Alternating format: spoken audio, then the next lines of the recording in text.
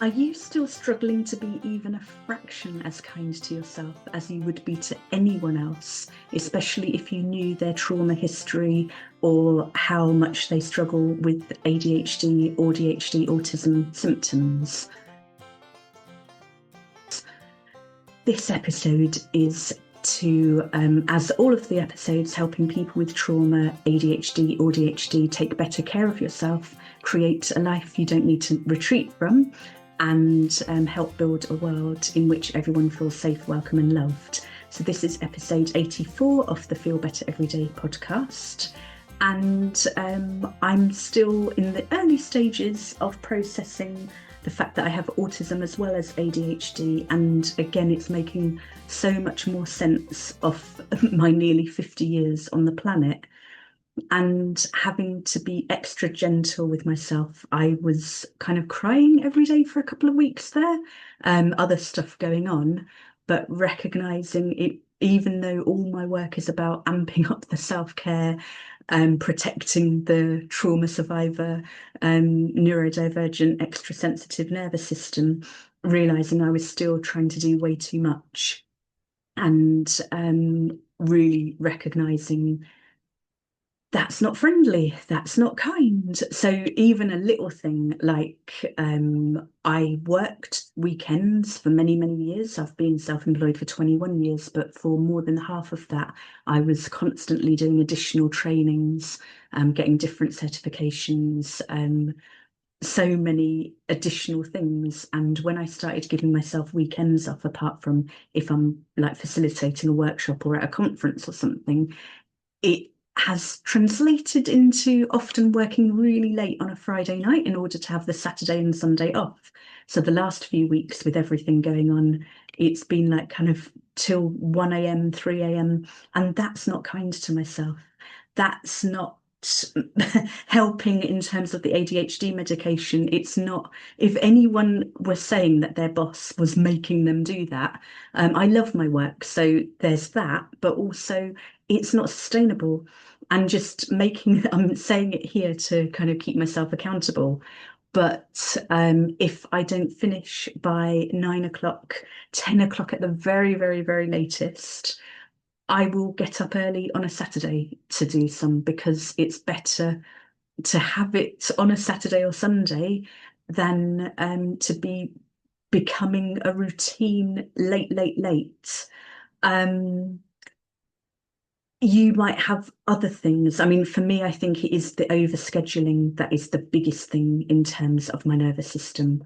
Also, really, really, really having to be gentle with myself. I'm gaining more understanding about ADHD medication having an impact on things like the rejection sensitivity dysphoria, and how apparently our pain threshold, which is pretty high with ADHD, goes down. So we know neuroscience shows that emotional pain registers in a similar way, in the same way on brain scans as physical pain.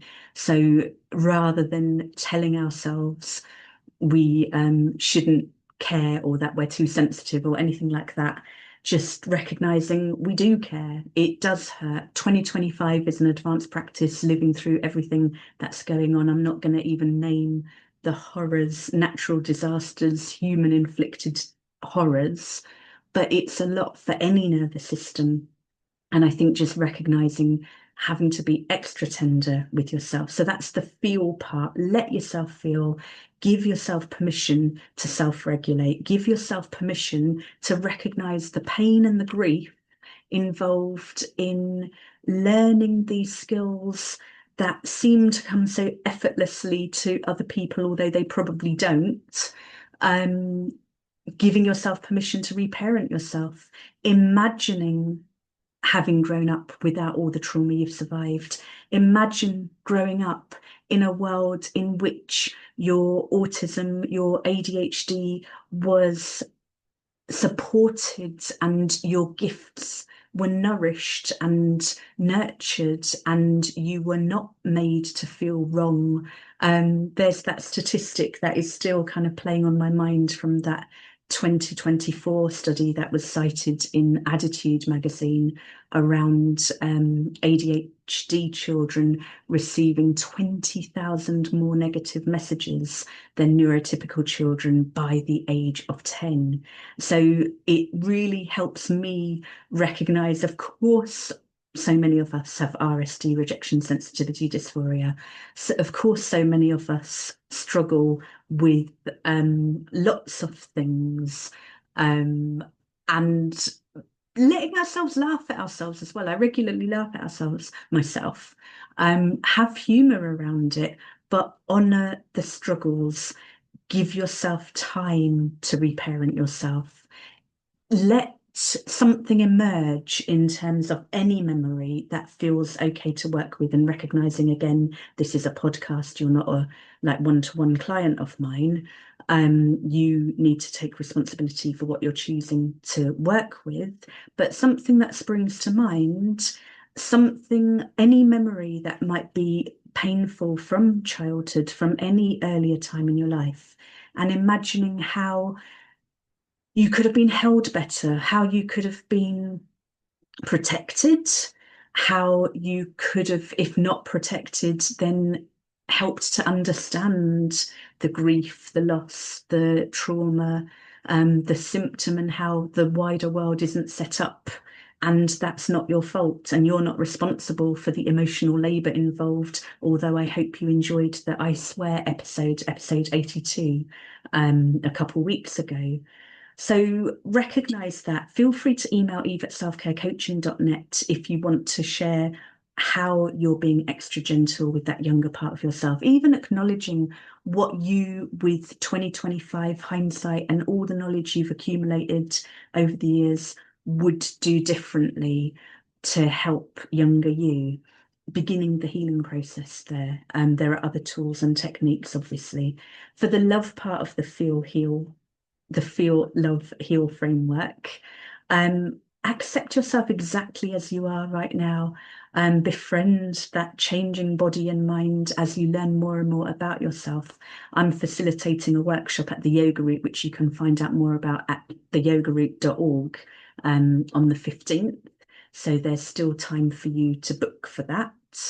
And it's going to incorporate yoga, image work, special yoga nidra, EFT tapping, all sorts, just helping people, myself included, stop arguing with reality.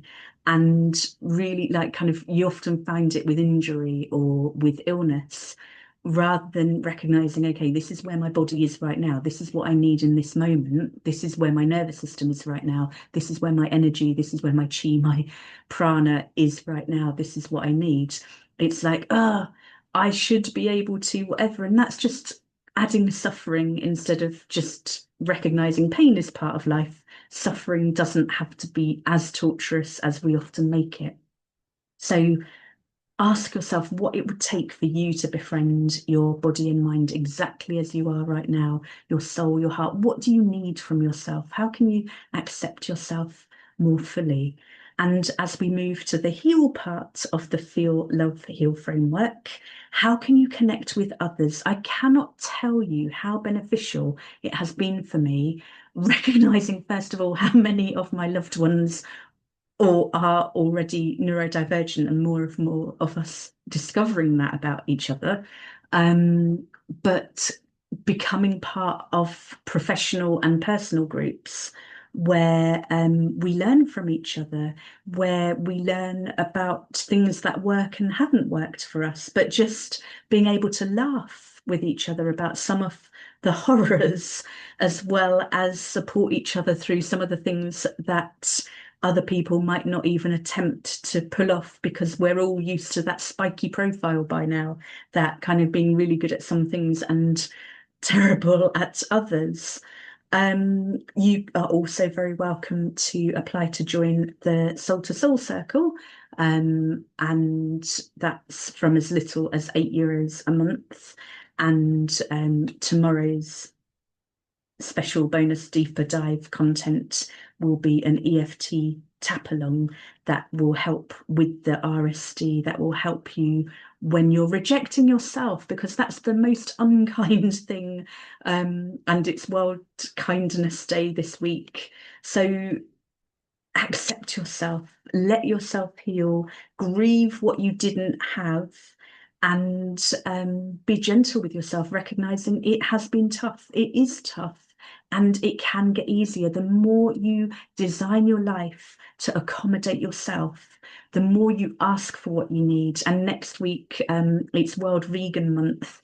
And next week, we'll be talking a bit more about expressing your needs and wants.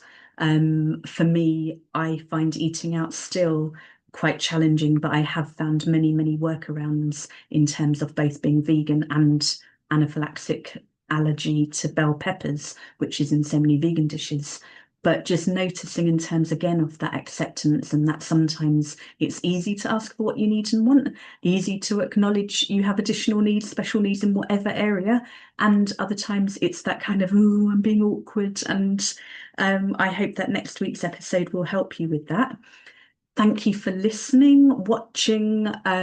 You can find the full transcript and links in the show note wherever you're listening, or at selfcarecoaching.net, looking at the blog, the latest blog episode. And you can also find out more about the book, 365 Ways to Feel Better, Self-Care Ideas for Embodied Wellbeing, and ways in which you can work with me, including joining the Soul to Soul Circle. And there are also loads and loads of free resources, libraries around self-care for anxiety, trauma, menopause, sleep, confidence, resilience, finding more purpose, meaning and joy, all sorts. So I hope you find that helpful. I hope you find this episode helpful, but most of all, I really hope you'll continue, even if it doesn't come easily, even if you've had a lifetime of being told that you're being difficult or too much or not enough or too sensitive, that you will get in the habit of giving yourself a hug, even literally a physical hug, and like rubbing yourself like you would a toddler or like you would a kitten. You can listen to all the cat rescue cat related episodes as well. There'll be links in the show notes. But you deserve tenderness, you deserve kindness, you deserve, and you deserved more than you had. Let yourself grieve how life might have been different, as you also help heal yourself and turn that into helping to build a world in which everyone feels safe, welcome and loved wherever they happen to be born, whoever they happen to be born to, whatever conditions they happen to be born with, whatever they survive. What we're doing for ourselves, it's not just self-indulgent, it helps ripple out. So please share if you think this will be helpful for someone you know or your wider community. And if you feel like it, feel free to leave a 5-star review or email me with any comments, any feedback and any questions at eve@selfcarecoaching.net. And again, you can find all those resources at selfcarecoaching.net. So being extra gentle with yourself, I look forward to sharing more next week.